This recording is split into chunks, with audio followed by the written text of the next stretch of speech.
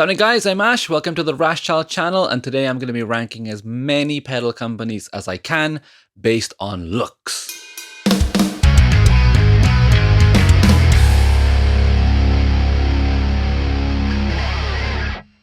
So if you're watching this, I'm sure you're a gear hound just as I am, and the thing about musicians and guitar players in general is that we love how things look. Guitars, amps, pedals, all those things, they matter, they do matter. Because not only do they look cool, but they give us inspiration to want to use them, want to play them. So this is going to be based totally on the look only, just on the physical look of the pedal, nothing to do with the sound.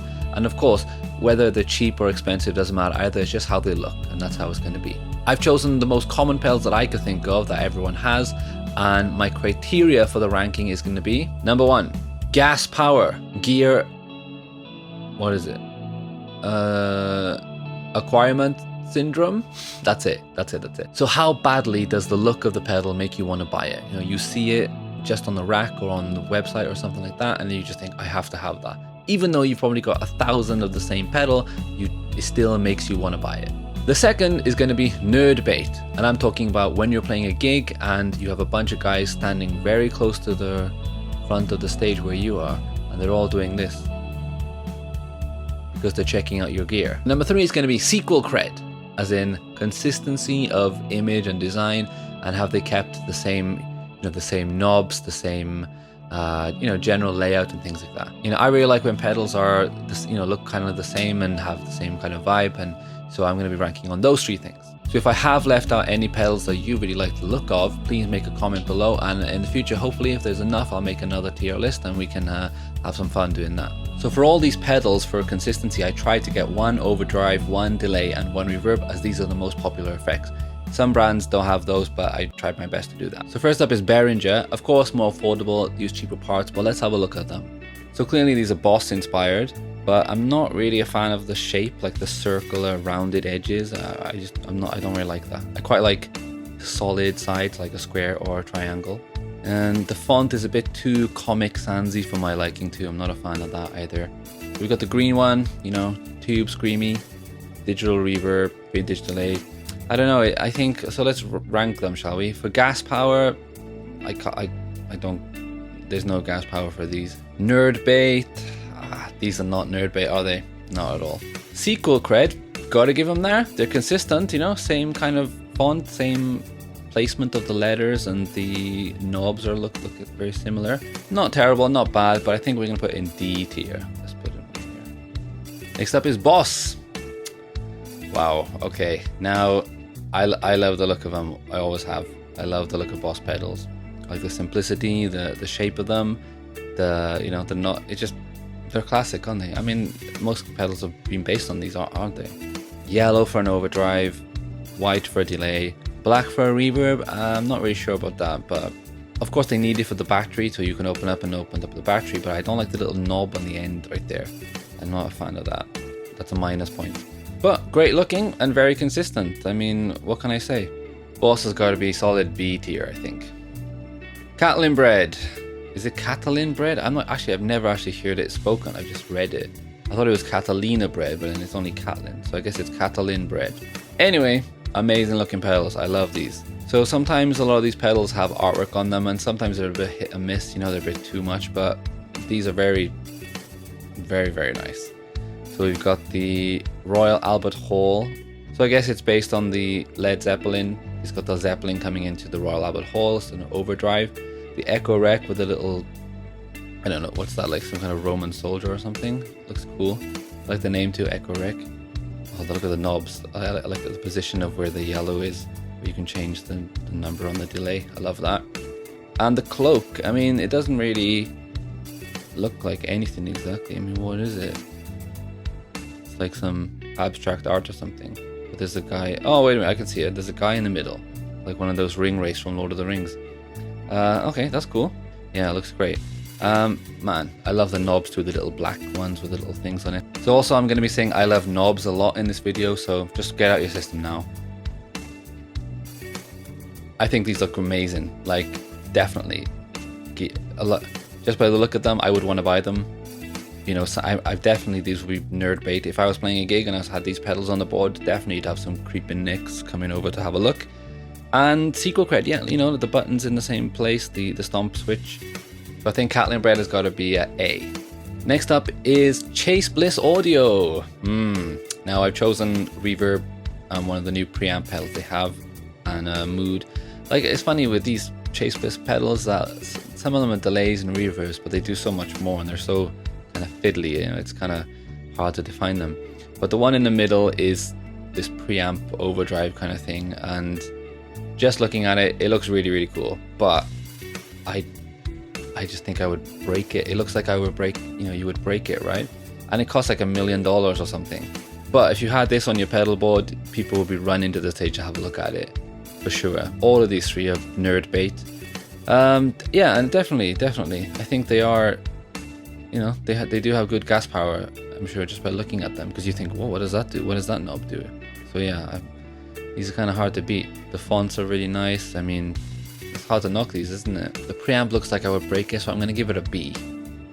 Next we have Danelectro, specifically the Food series pedals. I can tell that some people would love these and some people would hate these. I kind of love them. I think they're great. You know, they have that, of course it's Food series. It's something to do with American diners, I guess, but for me they look like cars, like those old Chevrolet cars or whatever. I love the font of Danelectro.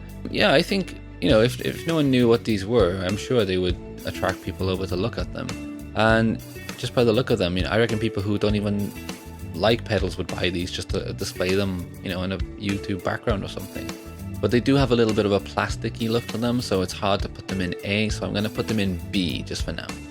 Next up is Digitech, which is luckily still around now. There was a panic a few weeks ago. I love the functionality of Digitech pedals, like the whammy and drop and things like that.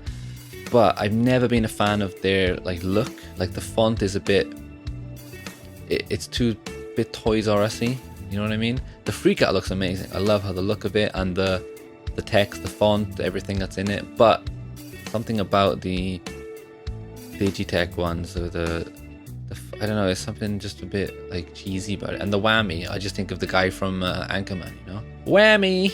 So yeah, I'm gonna give him a C. Earthquake devices. Wow. No, this is more like it. I love these pedals. Like, we got the plumes there, which actually, the color at the beginning I was not really a fan of it, the green, but it's grown on me with little circles on it. The knobs are a little bit different on all these three. The Rainbow Machine and the Avalanche are kind of similar pedals, so that's why they have that. And the Plumes has a more, you know, bulkier one. I love these pedals, how they look. You know, the Avalanche run, you know, it's kind of, it's a good balance of image and just simple. That's what I like to have. And guys, don't even pretend you don't care how things look, alright? Everyone does. No one buys a guitar just because of its functionality. It has to look good or you don't feel right. You have to like the look of it. That's what makes you want to pick it up. Same with pedals too, you know, you want to have a nice looking board. You've seen people with pedals, man, they spend hours putting them together and then taking photos of them and uploading them. You know, I've done it. So these definitely have gas power. They definitely have people coming to look over at your pedal board, you know, the nerd bait, but not sequel cred, so it's hard to give them. But I love how they look, and they're one of my favorite looking pedals, but I'll give them an A. Next up is Electro-Harmonix, another winner for me. I had huge gas power for the Cathedral. I love the way it looks. When I saw it, I was like, oh my god, I want that. The Freeze too. I was like, what does it even do? I don't even know. It looks great. I want it. I like the fonts. All the fonts are very different, but you know, they have their own vibe and they still look good. But I think the Cathedral and the Freeze would definitely attract some nerds over to check out your board. These are great looking pedals, man. I'm just a fan of them in general, so I'm going to put them in S tier. Next up is Empress. Now, of course, great sounding pedals, but personally I find them a little bit uninspired. You know, they're not that flashy, which is, you know, you don't have to be flashy, but if you want to be simple, you have to be not boring too, which is kind of a hard balance to get. So for example, like the multi-drive, you know, it looks cool, but it's something just really boring about it. It just looks like something you plug a synth into or something. The Echo System too, you know, Echo System is a delay, you know, and I think, you know, there's a lot of delay pedals out there now, these big ones like Strymon and Source Audio, etc. And the Echo System might sound good, but it just doesn't look as good, does it? It just looks really boring. You know, it's just white, and some people like that, that's fine, but, you know, just maybe a little bit or something on there wouldn't go amiss. The reverb, see, the reverb looks amazing, that's what I'm talking about. Simple white background and a little bit of color, nice font for the reverb. that's a great looking pedal. Yeah, so for me, no gas power from these pedals. Definite nerd bait, right? I think they would definitely come over to have a look. Yeah, so I like the reverb, so I'm gonna give them a C. Next is Eventide. Alright, the H9 looks amazing, right? It screams 2001 Space Odyssey to me. I love the look of it. It's a great pedal. I like the little lines go up, you know, up onto the presets and the hot knob, etc. Looks awesome. And I love the font, you know, of the actual digital display, which is, you know, looks like a spacey kind of thing. The black hole, you know, of course it's a black hole, just have it black, fine, that's fine, but a bit boring for me. Not a fan of that one.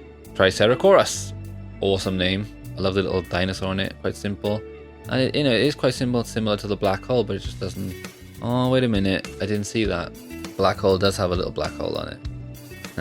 Okay, that's cool, I guess, but I'm not sure if I'm a fan of like these square pedals, you know, these in a block. The H9 looks cool, but the other ones are just not as interesting. I'm gonna give them a D. Next up is Friedman. Of course, they mainly do overdrives and distortion pedals, so it's not really that varied, but let's look at them. They do look cool. I like the BEOD. Small box is kind of interesting, but and the golden pearl is quite, you know, plain looking. I don't know. I don't have any gas power for these. I've never bought one. I've never been interested in them. Of course, they sound good. Friedman is great quality, but you know, and they're just doing overdrive, so I'm gonna give them a C. Now, straight up, I love the OCD. I think it looks amazing. Really simple. I love the font. I'm not sure what font that is, but it's awesome. I love the knobs and the little line that goes around, showing, you know, which way to go. I like the volume drive font as well. I love that pedal. Now the other two, the Octafuzz is cool, but it's just too boring, isn't it? And the Full Drive 3, I don't know, it looks cheap to me. But yeah, just for the OCD is not enough. The other two I'm not a fan of, so I'm gonna give it a D rating. Alright, next let's get on to some JHS. Wow, this is more me, for sure. I love the look of these pedals, right? The overdrive, the reverb, the delay. One is green, you know, that's kind of consistent because it's kind of based on the Tube Screamer kind of thing, isn't it? I love these pedals because I love simplicity, but actually the new models they have, you know, he made those affordable like white ones, you know, that I really don't like those. Of course they're supposed to be affordable, but oh my god. Yeah, these are just my style. I really like them. Awesome. I love JHS, but they're not really risky, you know what I mean? They're just kind of simplistic, so I think they gotta be in the B. I think B. Yeah, B. Next up is Keeley. We've gone with the Echos, you know, the delay pedal, the D&M drive, Dynamic, and the Aurora reverb. Alright, so a lot to unpack here. The Echos looks amazing. I love the little image of the tape, you know, and the lines that lead up to it. And I like the little logo at the bottom with the Keeley and the K. I like the knobs on it, the little things in the center. It's just a really pleasing, nice looking pedal. The D&M drive, I think that looks cool too. But I'm not a fan of the black and the white on the other side, but I guess it makes it more clear. And it's Dynamic from that pedal show. Now, they're awesome, but looking at this just makes me just jealous because of all the gear that they have that I really want. And I'm like, oh. So if I did have this, I would just be like, just from constant reminder of those. But I do love their show, and you know, but it would be a bit annoying. Aurora, that's interesting because this design I've seen like on a lot of like cheap like fake pedals. Like I guess this color scheme is easy to buy or something, I don't know, but it just looks a bit cheap to me. I'm not a fan of the I love the Echos, but the other two just not for me, so I'm gonna give it a D. Next up is Meris, the pedal company that makes pedals that are just insanely crazy. And alright, we got a Mercury 7, which my problem with these pedals, right, is that unless you obviously look on the website or YouTube, you have no idea what the hell they are. Like, what is it? Is it a like auto bit? Is it a delay or reverb, whatever? I know they're like spacey pedals, aren't they? So it's the square shape again. It's just not for me. But in terms of sequel cred, they got it right. All in the same place. Logos in the same place. The center for the name of the actual pedal. Knobs are lovely. Really nice knobs on these ones. I'm not a fan, so I'm gonna give them a D. Next up is Mooer on the affordable side, just like the Behringer ones.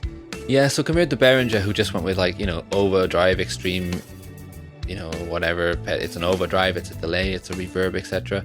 I do quite find it funny that when pedals try and just, you know, make a joke out of it. Green Mile, you know, it's got nothing to do with it, but at least it's more interesting than just overdrive TS9 or whatever. I like that. The D7 looks cool too, right? I like the little knobs on it, the little images on the side, and I really like pink stuff, so it's really cool. I'm a fan of these two. They look good. Obviously, the green one is not very interesting looking, but I quite like the name, and you know, it just does the job, doesn't it? Now the Devin Townsend one. Wow, look at all those knobs. A lot of knobs. Cool little screen. Usually when you have these multi-effects ones, when they're not that expensive, they do look kind of cheap and toyish, but this looks really good. I'll take a C.